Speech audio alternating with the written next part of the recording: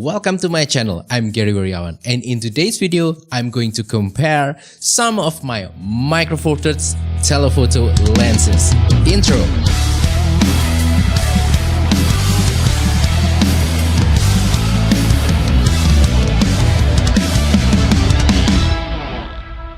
So in today's video, I will be comparing some of my Micro Four Thirds telephoto lenses. Hopefully by watching this video, you'll be able to understand more which lens that you should choose depending on your requirements, obviously.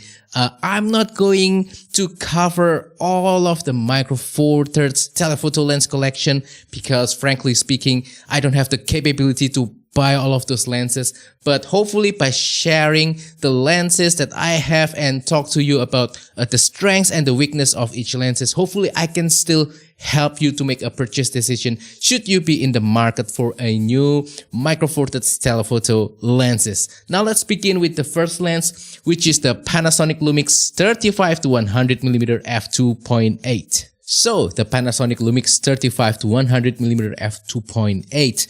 I'm not going to share my full review on this video because that will take too long. But the key point with this lens is if you are looking for a nice telephoto zoom lens for Micro Four Thirds with large aperture and some pro features like weather sealing, then this is really a good choice for that.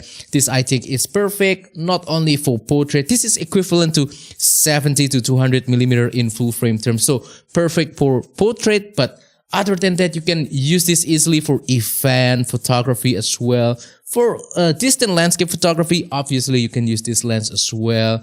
But you know, this lens really shines as well for video because it features image stabilizer on the lens. So if you are using unstabilized camera body, this will help to create some nice smooth video footage. Image quality of the Panasonic Lumix 35-100mm f2.8 I think is excellent. Sharpness undoubtedly really good, especially for quote-unquote pro lens. And yeah, the contrast and the color are also really nice.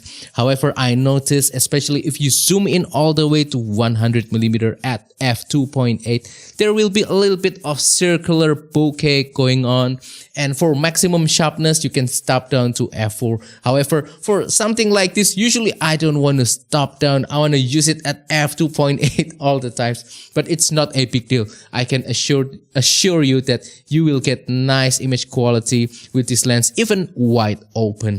I have to be honest with you guys, I don't really use this lens a lot these days. Not because this is a bad lens. Again, all of the features are really nice. The image quality is just really nice as well. However, I'm looking for something with character. To be honest with you guys, whenever I'm using this lens, it feels like I'm going to work, you know, it's not fun. That's a little bit of a problem on my side personally, not the problem with the lens. But yeah, I prefer something that has a little bit more character, more mojo, something that's more inspiring. Not that this lens is not inspiring at all. It is inspiring. Maybe if you can only have one pro telephoto lens, this is the one that I will recommend instead of the Olympus 40-150mm f2.8 because this is a much smaller, much lighter, still produce really nice image quality, and it's just another pro telephoto lens. Next lens is the Olympus 75mm f1.8. Oh my god, I really love this lens. This is one of my favorite telephoto lens for Micro Four Thirds. There's one more lens that's also my favorite. I'm going to share it later, but probably some of you guys might have already guessed what that lens is. But anyway, the 75mm is just so sharp. The image quality of this lens is just so nice and perfect, so contrasty, so punchy. I just love the images taken using this lens. The focal length 75mm in Micro Four Thirds is about 150 in full frame. It's a little bit limiting, especially because this is not a zoom lens. This is just a prime lens. It just has one focal length. So yeah, not as flexible as something that's a little bit wider or something that's a little bit tighter. So it's a very niche focal length. But once you get a chance to use this lens, and if you really need this kind of focal length, I think you will be blown away with the image quality of this lens. I use this lens a lot these days for distant landscape, for distant candid portrait, and also for portrait of my wife as well. The results are always lovely, and I think you will be happy with this lens. Next lens that I want to share is the Olympus 45mm f1.8. Now there's an equivalent Panasonic Lumix lens that is the 42.5mm f1.7. I don't have that lens, but everything that I will say about this lens, I think will also apply to that lens. And the difference between this lens and that Panasonic Lumix lens is that the Panasonic Lumix lens has image stabilizer. So if that's important to you, you can also get that lens instead of the Olympus lens.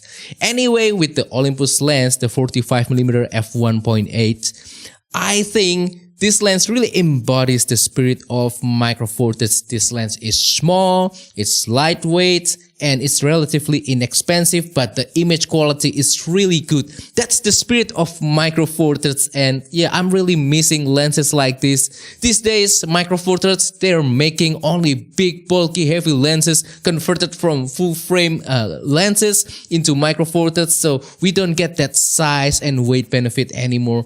Yeah, I miss things like this. Anyway, with this lens, you'll definitely get a good image quality, as I mentioned before. This is really sharp, this is really contrasty as well. I don't think with any of the lenses that I will mention today, you will get any kind of bad pictures whatsoever. So what's really unique to this lens is the focal length, 45mm. There are some things that I want to note about the focal length. First, I think 45mm is much more flexible than, say, something like the 75mm. 75mm is way too zoomed in. So if you cannot back out or, get further away from your subject, then it's going to be a problem for you. But with 45mm, you can get closer to your subject if you need to get more zoomed in kind of picture. So yeah, it's more flexible and versatile. If you need one single prime telephoto lens for portrait, I think this will be my choice compared to the 75mm. It's just more flexible. However, I should also note that if you already own a kit lens, for example, the Panasonic Lumix 12 to 32mm, 32mm compared to 45mm, it's not that much of a difference in my opinion. You can just crop in a little bit. So the only reason why you should choose this is that if you really need that large f1.8 aperture for either more background blur or for better low light performance. However, yeah, I think this is still a nice lens, especially for portrait, for a little bit of a more compressed landscape. Even for street photography, you can still use the 45mm lens. Next lens is my favorite telephoto lens for Micro Four Thirds. I bet some of you guys might already know what lens that I'm talking about, and it's this guy right here, the Panasonic Lumix 35 to 100mm f4 to f5.6. So this is like the little brother of the 35 to 100mm f2.8. It's just so small and so tiny and so lightweight.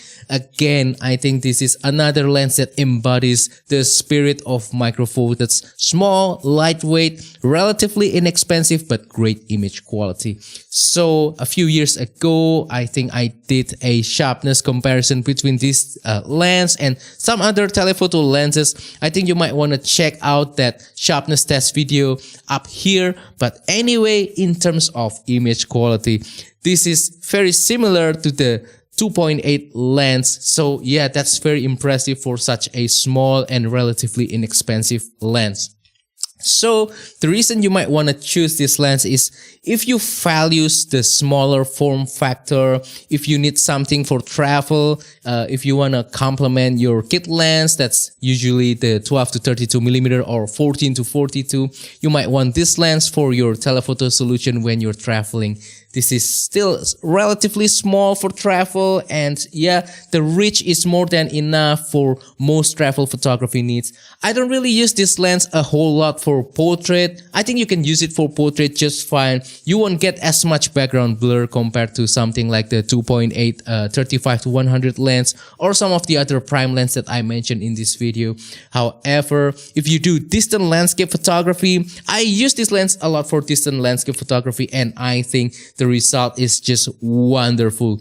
When you're doing landscape, you don't really need that thin depth of field anyway. You will be stopping down anyway, so with this lens it's no problem at all. Next lens is not really a telephoto lens, but it's a super zoom lens. So this is my beloved Panasonic Lumix 14 to 140mm f3.5 to f5.6.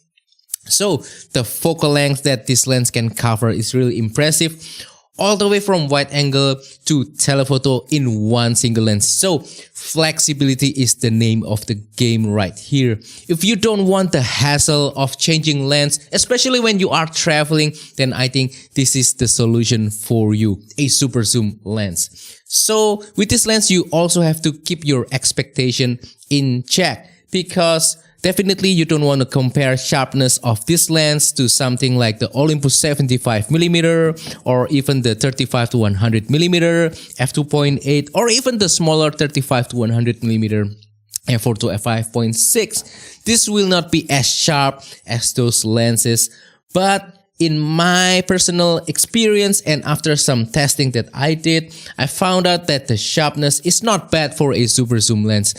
Definitely not the best, but also not bad. So it's more than good enough for me.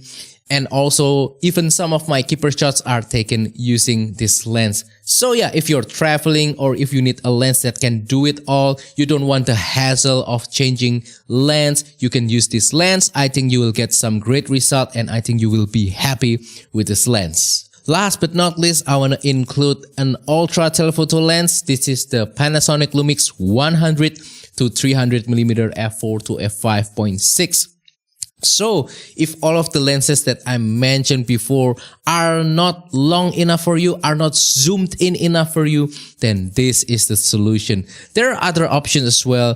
For example, the Panasonic Lumix 45 to 200mm and also the 40 to 150mm, and even there's an Olympus 12 to 200mm super zoom lens that I have reviewed before, but this can go further to 300mm, and this still is relatively small and relatively lightweight and relatively inexpensive compared to some of the more premium offerings for micro four thirds. So yeah, this is all about the reach. When it comes to image quality, if you don't need to go too far, for example 100mm, 150, maybe 200, you can still get great image quality. But once you zoomed in all the way to 300mm, if you don't stop it down a little bit to, for example, f8 or f11, then yeah, you will lose a little bit of sharpness. So I use this lens a few times for capturing some wildlife, for whale watching, things like that. And I'm quite happy with the performance of this lens. I also use this to capture the moon for solar eclipse as well. I got good result with this lens. So if you want an ultra telephoto lens but you're in a budget, consider this lens, and I think you'll be happy with it. So those are all the telephoto lenses that I want to share today. Hopefully this has been useful for you. I just want to mention that there's no perfect single telephoto lens. Each of them has their own strengths and weakness. You just have to decide for yourself which one suits your requirements the best, and hopefully by watching this video you'll be able to learn more about those lenses. So that is all for today's video. Please comment down below what is your favorite telephoto lens, whether it's for micro four thirds or if you are using camera format. Please share down below, and if you have any question, please comment down below as well. I will try my best to answer them. Don't forget to support my channel by liking this video, sharing this video, and subscribing to my channel down below. And please use the affiliate links in the description or use the super thanks button to make a small donation to my channel. Thank you, and see you on the next video. Goodbye.